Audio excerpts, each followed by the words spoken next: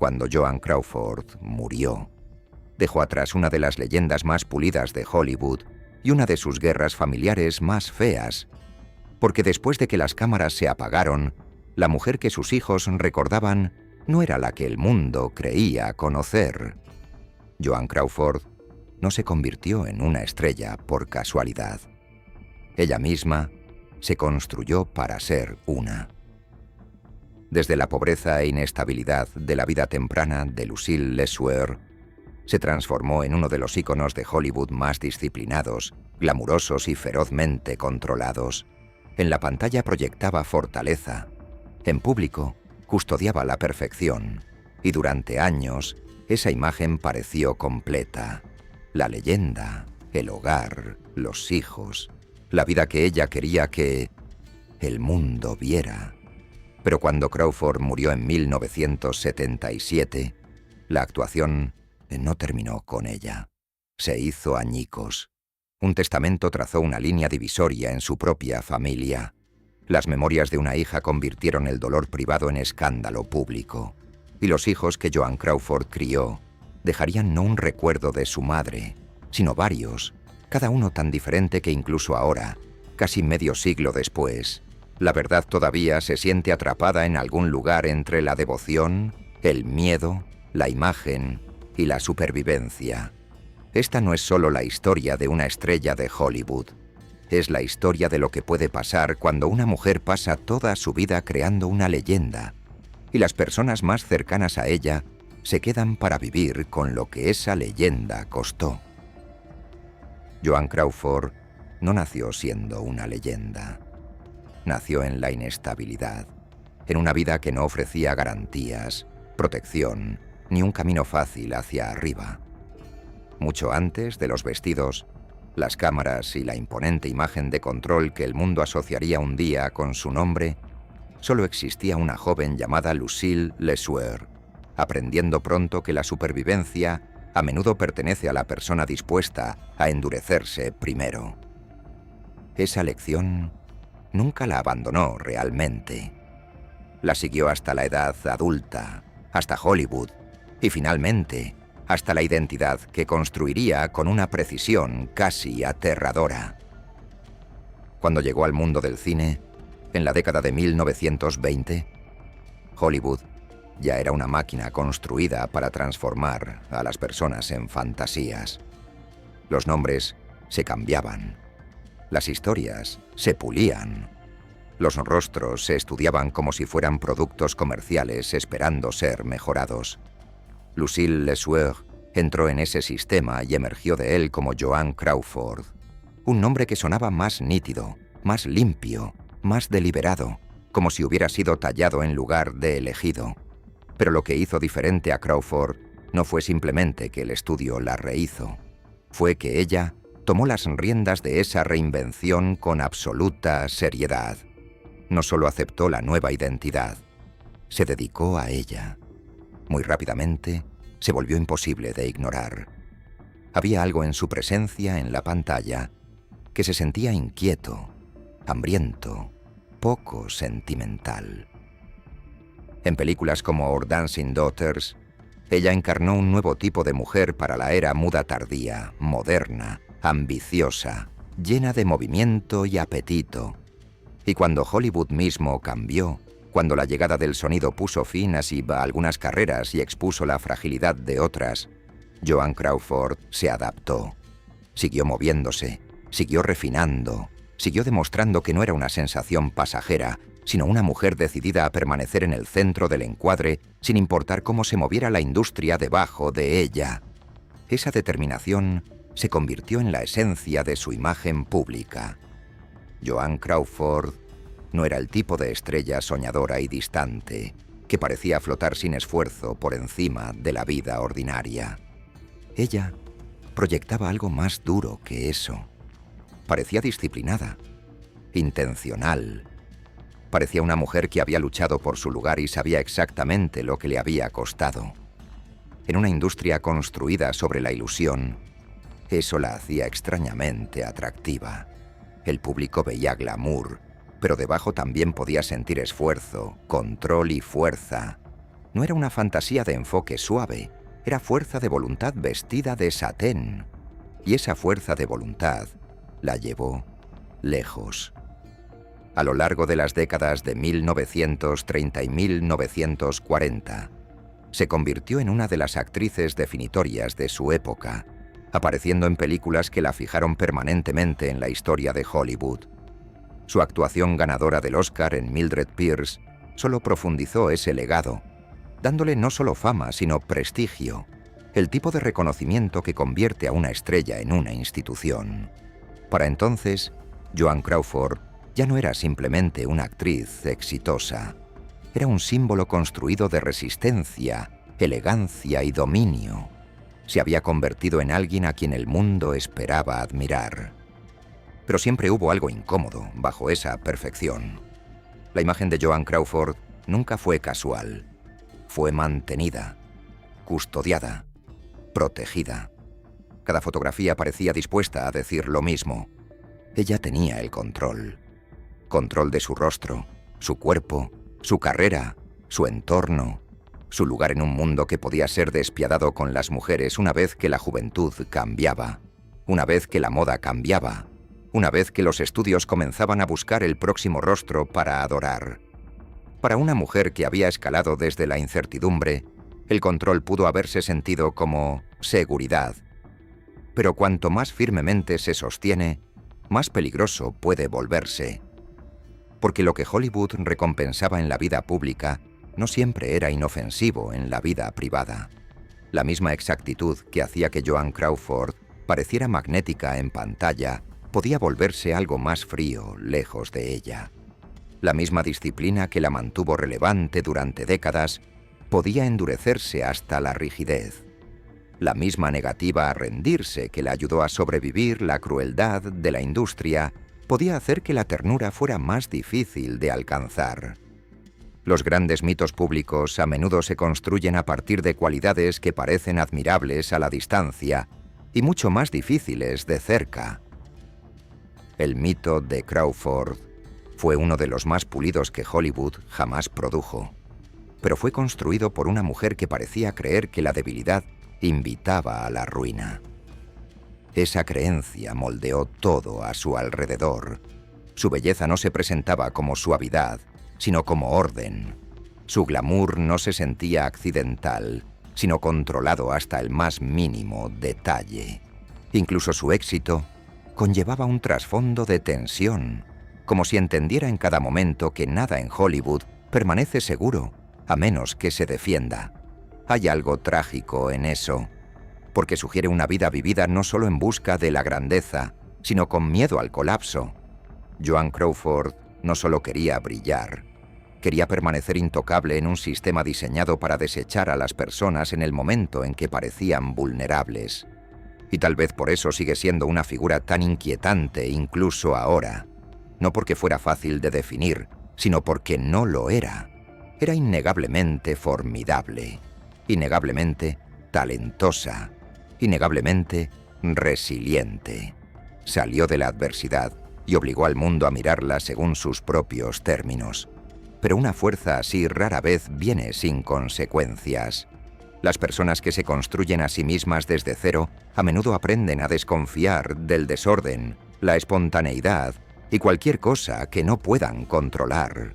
Con el tiempo, la armadura que las protege en un mundo puede comenzar a herir a las personas en otro. Para cuando Joan Crawford entró en el siguiente capítulo de su vida, ya había dominado un papel tras otro. La estrella, la sobreviviente, el ícono, la mujer que siempre parecía compuesta bajo presión. El mundo veía una figura de elegancia y poder, alguien que había derrotado las humillaciones de su vida temprana y las había reemplazado con disciplina, fama y estatus. Pero la vida privada no obedece a las reglas de la publicidad. Una familia no se puede iluminar como un set de filmación. El amor no se puede arreglar como un retrato de estudio. Los niños no se comportan como guiones. Y ahí es donde la distancia entre la imagen y la realidad comienza a importar. porque la historia que un día seguiría a Joan Crawford nunca se trató realmente del ascenso.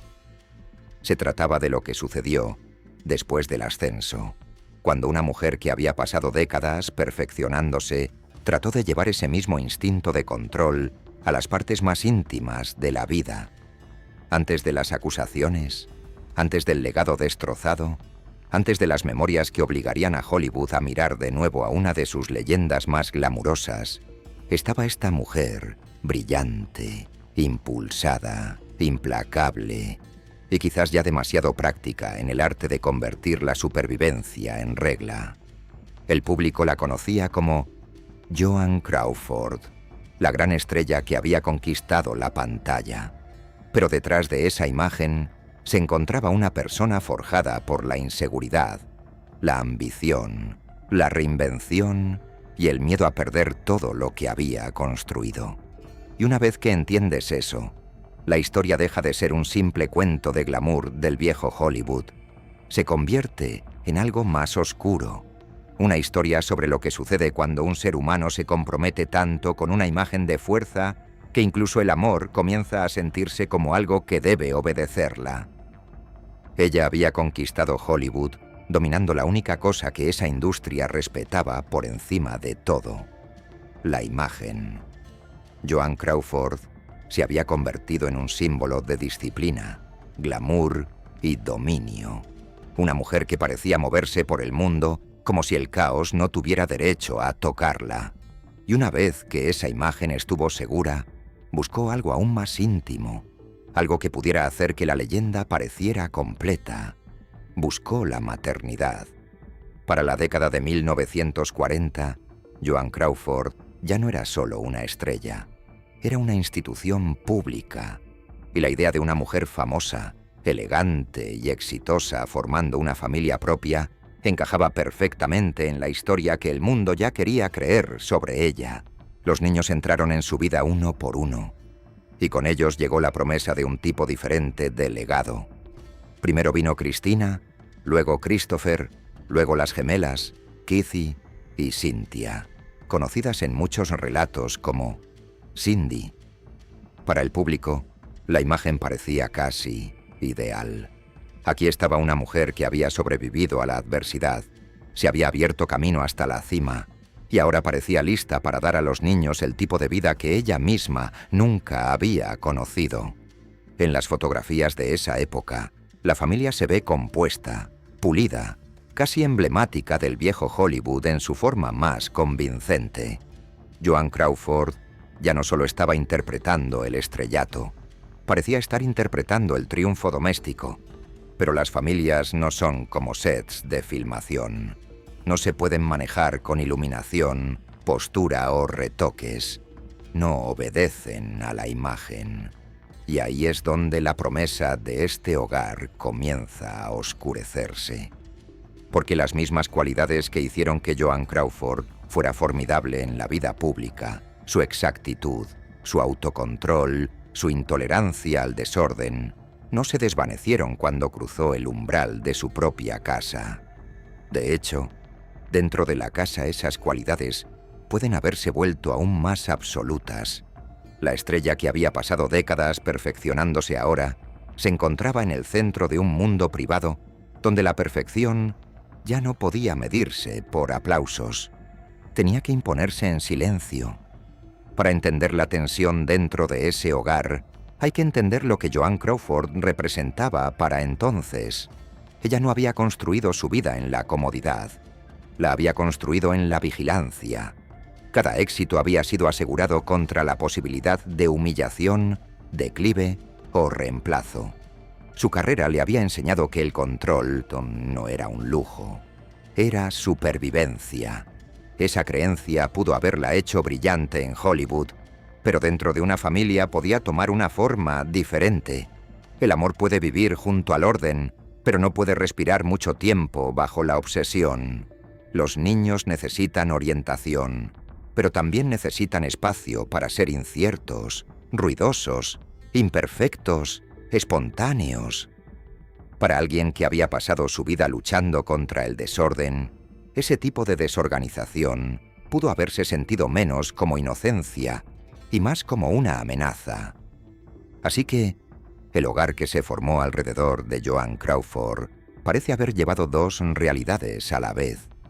Una era visible para el mundo: la famosa actriz, la hermosa casa, los niños cuidadosamente vestidos, la imagen de una mujer que se había convertido tanto en ícono como en madre. La otra realidad era privada, más difícil de ver y mucho más inestable. Era una casa moldeada por estándares, por estados de ánimo, por jerarquía, por la presión tácita de vivir cerca de alguien para quien el control se había vuelto casi sagrado. Incluso antes de que la familia se fracturara públicamente más tarde, las semillas de esa fractura ya pudieron haber estado allí, enterradas dentro de los ritmos diarios de una vida que parecía envidiable desde fuera y mucho más difícil desde dentro. Lo que hace que esta parte de la historia sea tan inquietante es que la maternidad le ofreció a Joan Crawford algo que Hollywood nunca pudo darle por completo: permanencia. Las carreras se desvanecen, los rostros envejecen, los estudios siguen adelante. Pero una familia parece, al menos en teoría, como una forma de continuidad que ninguna taquilla puede garantizar. Al adoptar niños, Crawford pudo haber estado buscando amor, propósito, compañía, legado, quizás todas esas cosas a la vez. Pero la necesidad por sí sola no crea seguridad.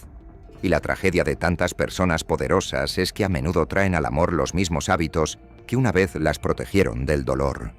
A una mujer que había aprendido a dominarse a sí misma con disciplina brutal, le pudo haber resultado difícil imaginar un hogar que no girara en torno al mismo principio. Los niños, por supuesto, no eran símbolos. No eran accesorios en una narrativa pública sobre elegancia y redención. Eran niños, cada uno con un temperamento diferente, una sensibilidad diferente, una forma diferente de responder a la fuerza en el centro de la casa. Y es por eso que esta historia familiar se dividiría más tarde. El hogar no dejó un recuerdo, dejó varios. Algunos de esos recuerdos defenderían un día a Joan Crawford. Otros la acusarían. Algunos permanecerían casi dolorosamente privados. Pero ya, en estos primeros años, se estaban sentando las bases para esas versiones incompatibles de la misma madre. Hay algo casi trágico en el contraste. En la pantalla, Joan Crawford había dominado la intensidad emocional con precisión. Sabía cómo interpretar la fuerza, el anhelo, el orgullo herido, la autoridad. Sabía cómo hacer que una habitación se inclinara hacia ella. Pero la intimidad de la vida real exige algo más extraño y más vulnerable que la actuación. Pide paciencia sin espectáculo, afecto sin cálculo, autoridad sin miedo. Esas no son cosas que Hollywood enseña. Y para una mujer que había pasado décadas construyéndose contra la debilidad, las demandas de la maternidad pudieron haber llegado no solo como realización, sino como exposición. Los niños no solo reciben lo que un padre o una madre intentan dar, también absorben lo que un padre o una madre no pueden ocultar. Así que la familia se expandió. La imagen se mantuvo y el público siguió viendo lo que esperaba ver. Joan Crawford, en otro papel, triunfante, elegante, compuesta, completa. Sin embargo, detrás de esa imagen, la historia real ya se estaba volviendo más complicada. La casa no era simplemente un refugio de Hollywood. En cierto modo, pudo haberse convertido en otro escenario en el que el control, la aprobación, la decepción y el miedo se negociaban constantemente. La diferencia era que el público que vivía dentro de ese escenario no tenía otra opción que estar allí. Eran jóvenes, eran dependientes, y lo que sea que este hogar fuera realmente en sus momentos más tranquilos, los estaba moldeando mucho, antes de que el resto del mundo escuchara una palabra al respecto.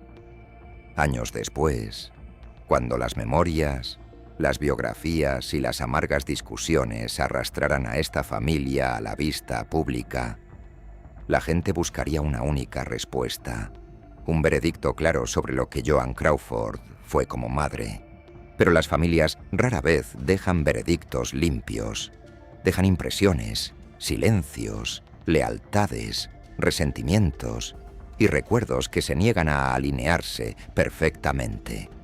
Lo que importa aquí no es forzar la certeza demasiado pronto. Lo que importa es ver la contradicción tomando forma.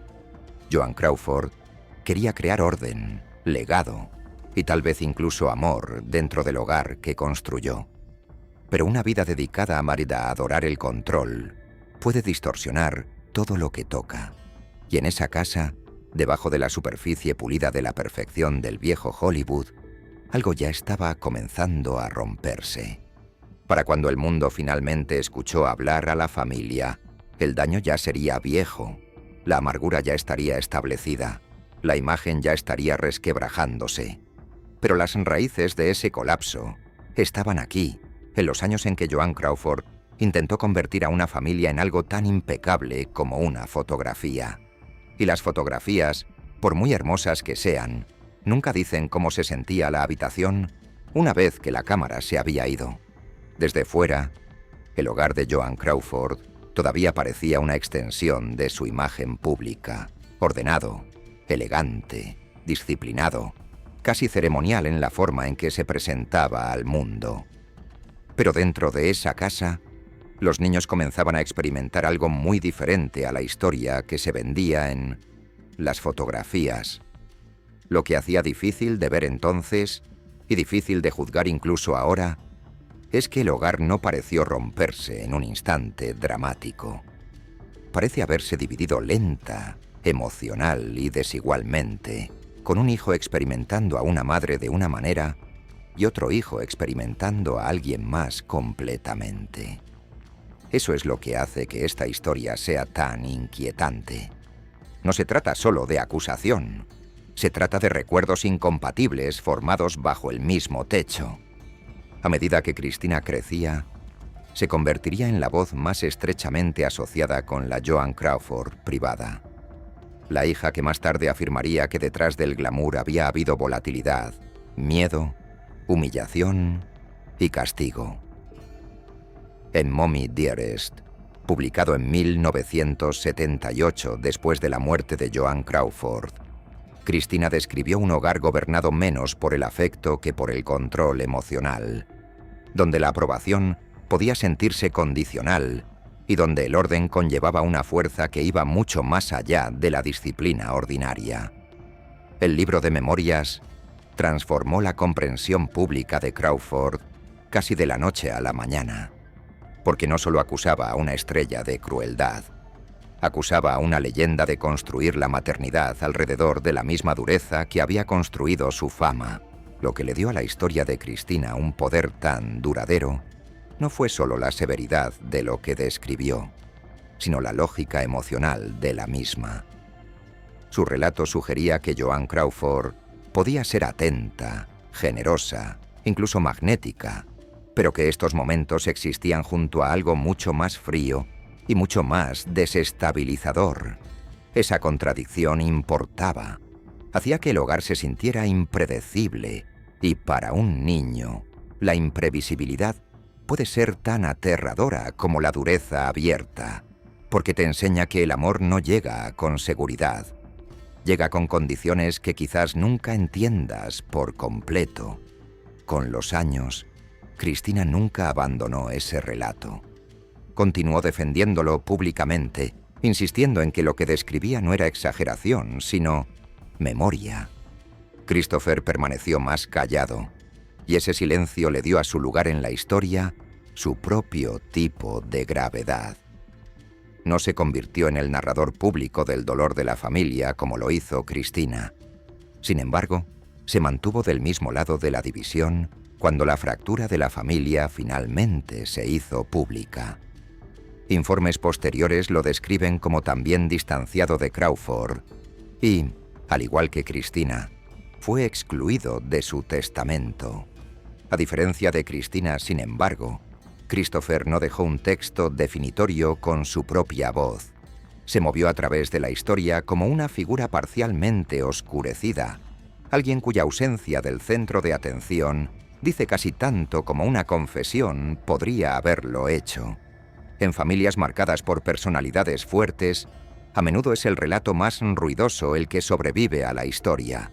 Pero el silencio también puede ser testimonio, especialmente cuando dura toda la vida. Y luego estaban las hijas menores, Kathy y Cindy, cuyos recuerdos chocaron fuertemente contra los de Cristina. Donde Cristina describió miedo, ellas describieron disciplina. Donde ella vio crueldad, ellas recordaron a una madre exigente pero amorosa. No apoyaron la imagen dibujada en Mommy Dearest. Por el contrario, la rechazaron. Su negativa fue importante porque impidió que la historia se convirtiera en algo simple.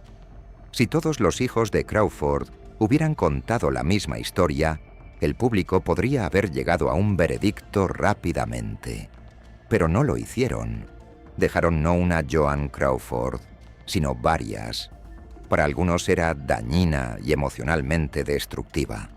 Para otros era estricta, formidable, pero fundamentalmente cariñosa. Esa división es la razón por la que el debate nunca ha terminado por completo. Es tentador tratar esos recuerdos en conflicto como prueba de que una de las partes debe estar mintiendo, pero las familias rara vez funcionan de manera tan limpia. Los padres no siempre son la misma persona para cada hijo.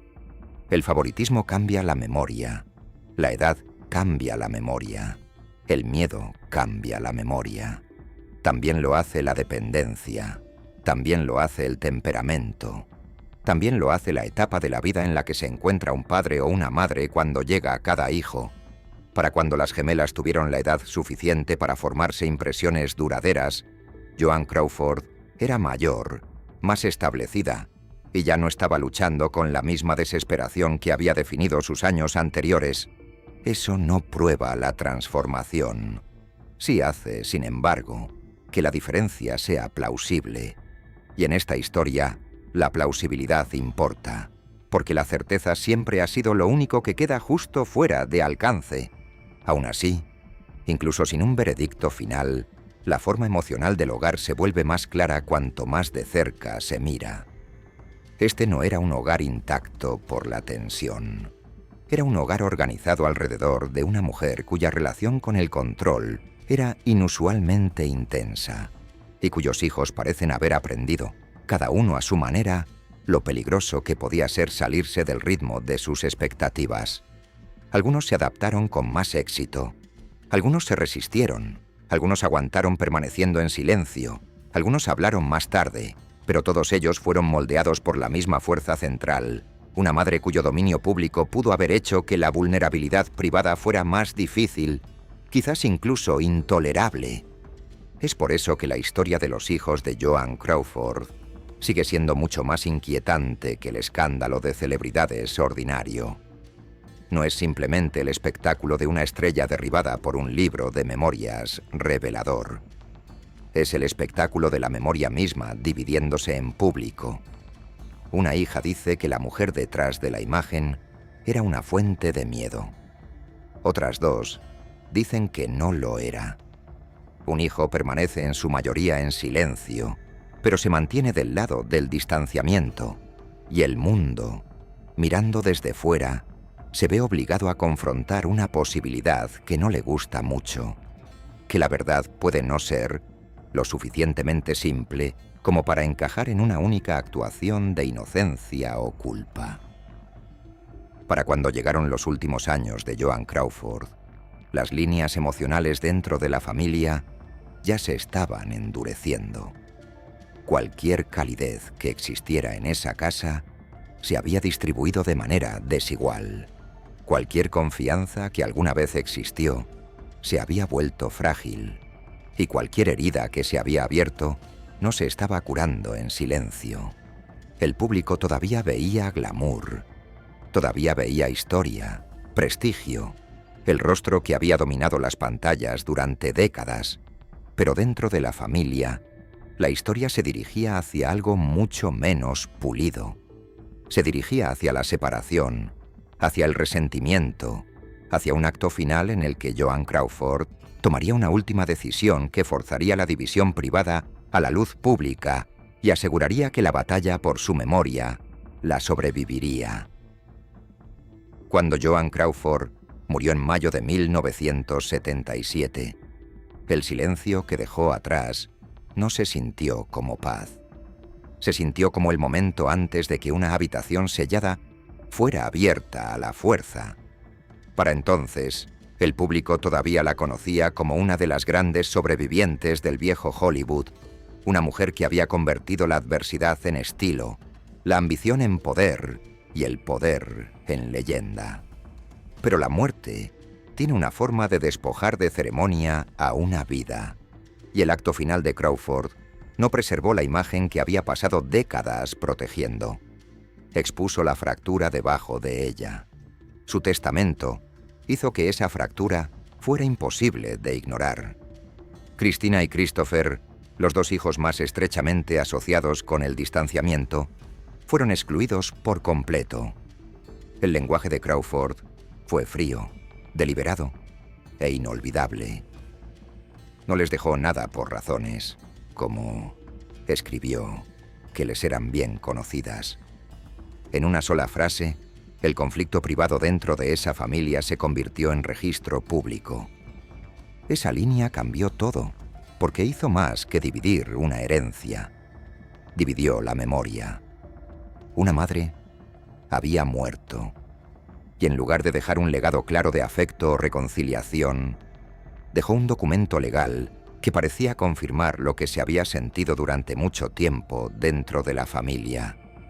Algunos hijos permanecieron dentro de su círculo de aprobación, y algunos habían caído fuera de él hace mucho tiempo. Kathy y Cindy no fueron desterradas. Christina y Christopher sí lo fueron, y cualquiera que fuera la explicación que Joan Crawford se llevó a la tumba, el mundo se quedó con la brutal simplicidad del resultado. Esto no fue un malentendido. Fue un juicio final, entregado con la autoridad formal de los muertos. Para Christina Crawford, ese momento no cerró la historia, la detonó. Poco más de un año después, en 1978, publicó Mommy Dearest, el libro de memorias que alteraría permanentemente el lugar de Joan Crawford en la memoria cultural. El libro no se leía como una hija ordenando un viejo dolor.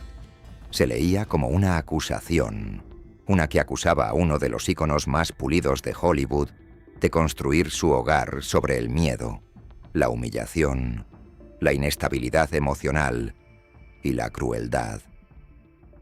De repente, el rostro glamuroso que había mirado desde los retratos de estudio durante décadas ya no era solo el rostro de la ambición y la resistencia. Se convirtió, para millones de lectores, en el rostro de una madre cuyos hijos pudieron haber sabido algo mucho más oscuro de lo que el público jamás imaginó. Lo que hizo que las memorias fueran tan poderosas no fue simplemente el escándalo. Hollywood había sobrevivido al escándalo antes. Fue que el relato de Christina obligó a la gente a reconsiderar un tipo de mujer que la cultura sí había admirado una vez casi sin cuestionar. Joan Crawford siempre había representado el control, la perfección, la disciplina y el dominio. En Mommy Dearest, esas mismas cualidades se agriaron hasta convertirse en algo aterrador.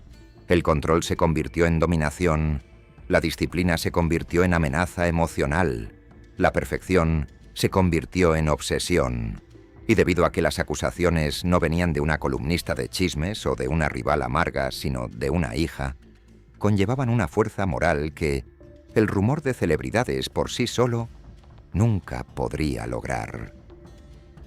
La historia caló más hondo, porque hacía una pregunta con la que el público nunca se siente completamente cómodo. ¿Qué pasa si las cualidades que hacen que alguien sea formidable en público lo hacen insoportable en privado? La reacción fue inmediata y ferozmente dividida. Muchos lectores creyeron a Christina. Otros se sintieron consternados por el simple hecho de escribir el libro. Algunos de los amigos y defensores de Joan Crawford rechazaron el retrato por completo, insistiendo en que la mujer que conocían era exigente, pero no monstruosa. Cathy, una de las hijas menores, también disputó públicamente la descripción que Cristina hizo de su madre. Y ese fue el detalle que mantuvo viva la controversia en lugar de permitir que se resolviera. Este nunca fue un caso en el que todos los testigos contaron la misma historia.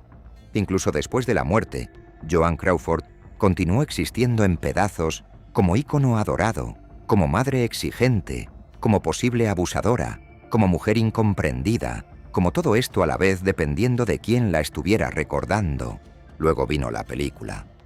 En 1981, Mommie Dearest llegó a los cines y le dio a la historia una vida posterior, incluso más salvaje que el libro.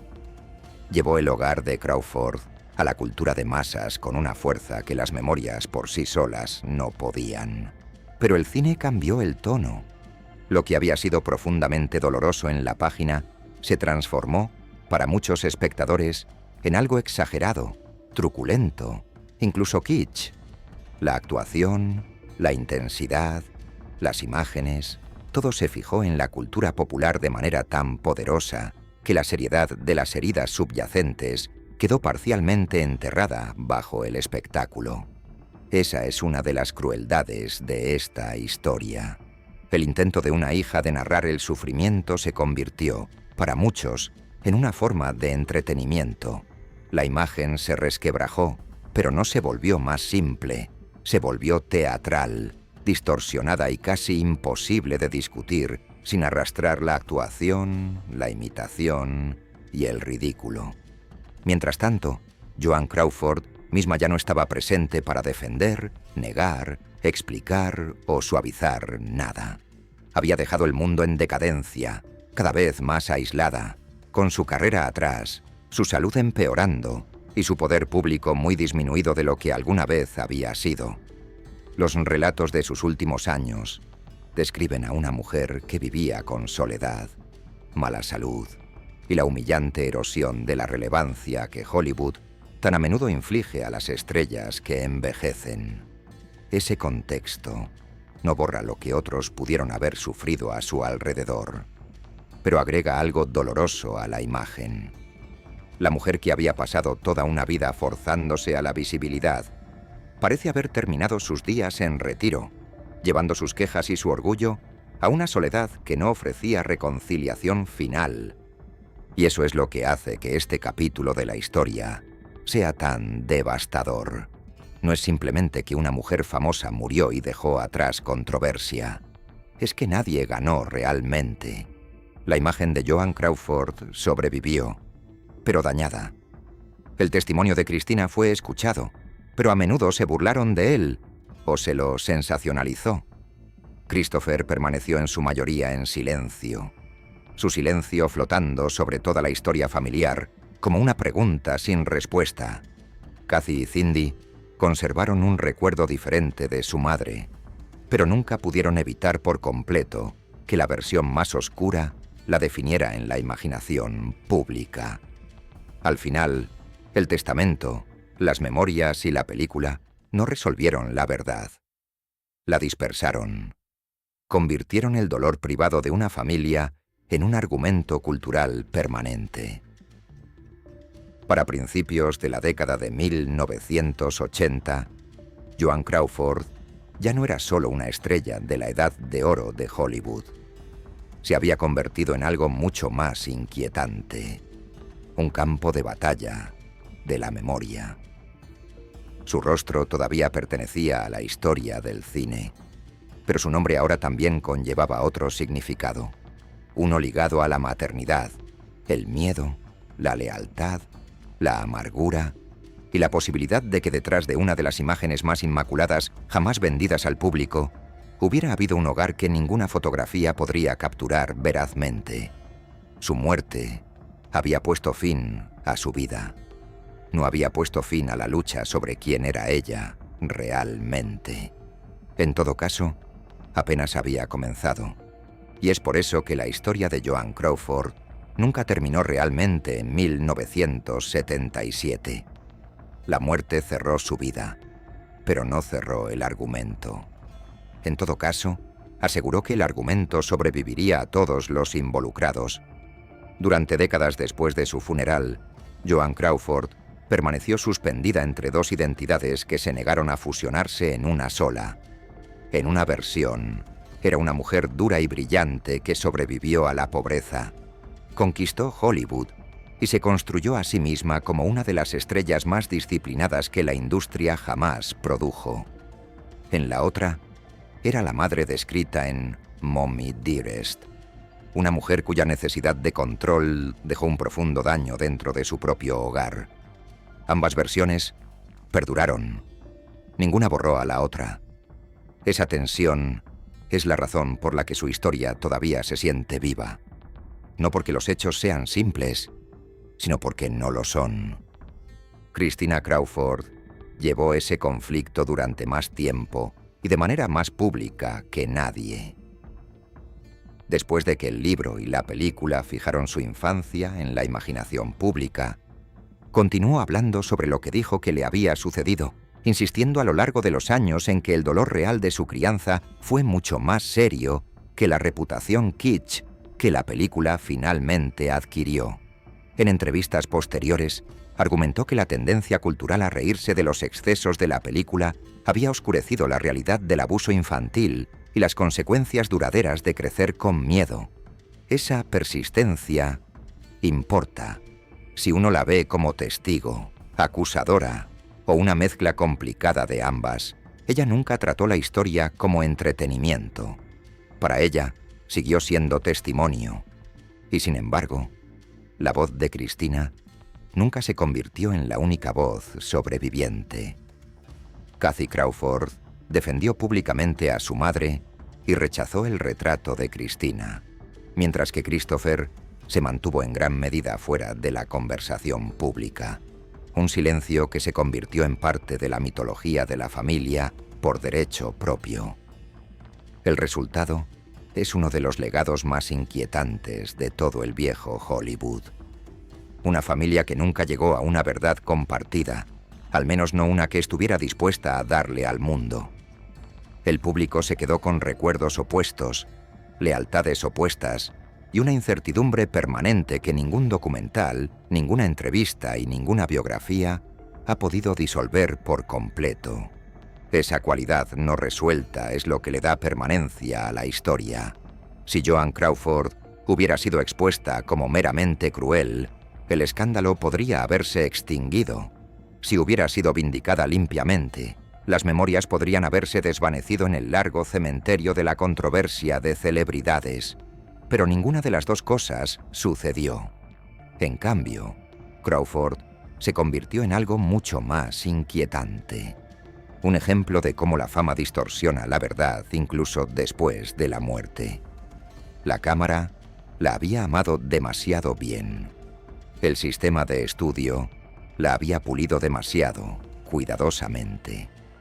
Y la cultura que consumió su imagen se quedó casi incapaz de decidir cómo sostener dos posibilidades a la vez, que una mujer podía ser genuinamente extraordinaria en público y genuinamente dañina en privado. También hay algo más grande en esta historia que la propia Joan Crawford. Cuanto más perdura, menos parece tratarse solo de una actriz y sus hijos.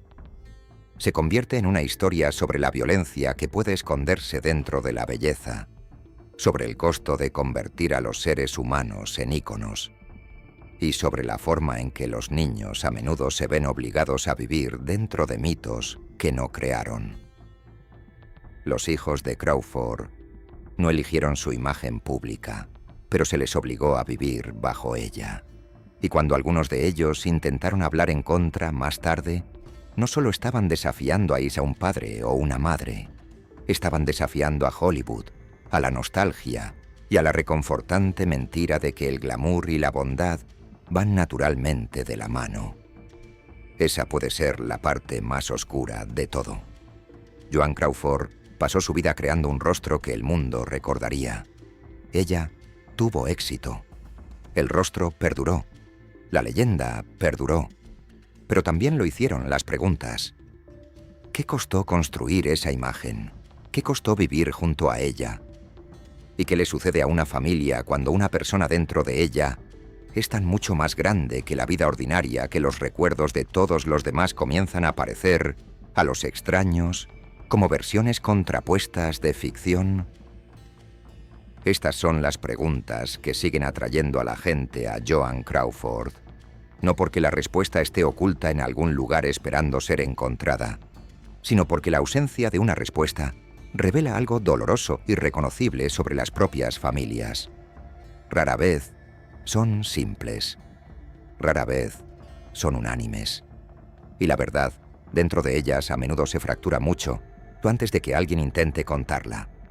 Hoy, Joan Crawford sigue fija en la memoria cultural de una manera en que pocas estrellas de su época todavía lo están. Sus películas sobreviven. Su imagen sobrevive. Mommie Dearest sobrevive, tanto como memorias como una película que cambió su reputación para siempre. El relato de Cristina sigue impreso y en debate. La división entre los hermanos sigue siendo una de las primeras cosas que la gente menciona cuando sale su nombre. Esa es su vida después de la muerte ahora. No un monumento asentado, sino uno impugnado. Es recordada no solo por lo brillantemente que trabajó la cámara, sino por la posibilidad de que la cámara nunca capturó la verdad más importante sobre ella. Así que, al final, esta no es solo la historia de Joan Crawford, es la historia de lo que sucede cuando la imagen sobrevive a la intimidad. Es la historia de niños que intentan, de maneras radicalmente diferentes, dar sentido a la misma madre. Es la historia de una cultura que puede adorar a las mujeres por su fuerza mientras se niega a mirar demasiado de cerca lo que esa fuerza puede ocultar. Y es la historia de la supervivencia, no del tipo glamuroso vendido por Hollywood, sino del tipo más silencioso, del tipo que pertenece a las personas que crecen dentro del mito de otra persona y pasan el resto de sus vidas decidiendo si protegerlo, exponerlo o huir de él por completo. Por eso Joan Crawford sigue importando, no porque el misterio se haya resuelto, sino porque no se ha resuelto, y porque en algún lugar entre la leyenda que creó y los recuerdos que dejó, se encuentra una de las sombras más perdurables y más inquietantes de Hollywood.